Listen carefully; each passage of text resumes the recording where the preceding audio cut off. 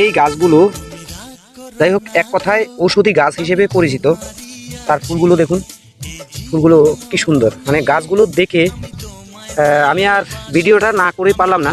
আরও কয়েকটি গাছ, ওই যে সামনে একটা গাছ দেখা যাচ্ছে, এই একটা গাছ, তারপরে এই সাইডে আরও কিছু গাছ।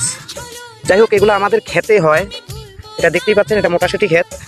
তো আমরা এগুলোকে মানে কীটনাশক বা আগাছা দমন ওষুধ প্রয়োগ করে এই গাছগুলোকে আমরা ধ্বংস করে দিচ্ছি।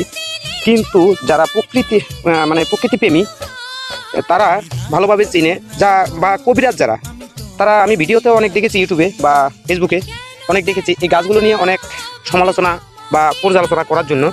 গাছগুলো এতটা সুন্দর, মানে ফুলগুলো দেখে আমার কিন্তু খুবই ভালো লাগলো, তাই ভিডিওটি করলাম।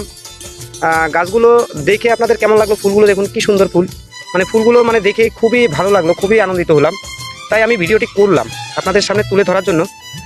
কেমন লাগলো সবাই একটু জানাবেন। আমি কিন্তু মানে কিছু ছবিও নিয়ে নিচ্ছি, খুব সুন্দর লাগতেছে গাছটা, তাই খুব ভালো লাগলো। এই চলে আসলাম এই সামনের একটি গাছ, এই যে দেখতে পাচ্ছেন গাছগুলো খুব সুন্দর। মানে এখানে তো সার ওষুধ সব কিছু পেয়েছে, তো গাছগুলোতে মানে কোনো রোগ ব্যাধি নেই, একদম রোগমুক্ত গাছগুলো, যা আমাদের ফসলের ভিতরে আগাছা হিসেবে পরিচিত আর কি। কিন্তু একটি কাজের গাছ, খুব ভালো লাগলো গাছগুলো দেখে।